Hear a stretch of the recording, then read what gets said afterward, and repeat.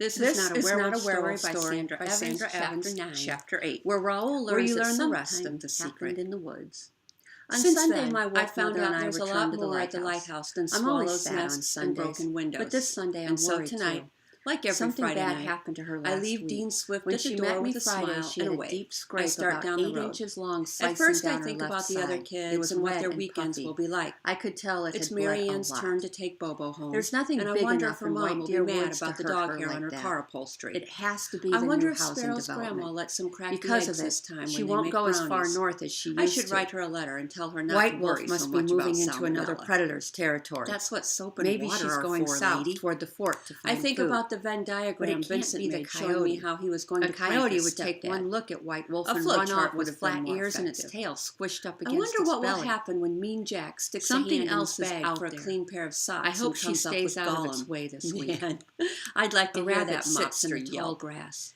Then I notice how the brown branches of the cherry tree have nose flutters open and shut. The winter months are the hardest. White Wolf swings her head to look at me. Snow hurts my hands and feet when I walk. There's a reason people say quick like a bunny, and there is a lonesome sound into the underbrush. The smell of the rabbit is to my wolf knows what a paved road is. The birds answer back, each with its own song. Rabbit scrambles under a fallen log, and I leap over it. The air lifts me. The sound of my breath when I run hard tells the woods I'm alive too. And so does the thump of my feet as I skim across the forest floor, and the howl of my voice as I seek and find the moon. He's heading toward his burrow. Bad idea, but wait. This afternoon, there's a big problem. It's like as I'm walking down the road, I feel someone back and forth, in and out of that burrow so many times I turn around where he's going. The road behind me is empty. Against a rock. I keep walking, but the feeling won't go away. I stop again. I look into the trees and up into the branches. She makes a low growl. He's sitting in the forked branches of an ash tree, and he's watching me. I catch most of my scream, but not all of it. I bet by now we would have watched it together. It must be 20 feet or more. I push the rabbit toward her. He lands on both feet, his knees slightly bent, like it's nothing to jump out of a tree and land on your feet and not break every bone in your legs. I look at her, my neck straight, and my eyes speak to her. He says, "You eat." All the hairs stand up on the back of my neck. She puts her nose against mine. His voice sounds like the voice of a bad guy in a movie. The bunny chase has brought us to the meadow where the wind wants to hurt you. The trees. Every Sunday, White Wolf leads me back to the lighthouse. There's a small growl that comes in my head as too chilling makes at the edge of the woods, and it means funny how he never comes to the door like the other parents.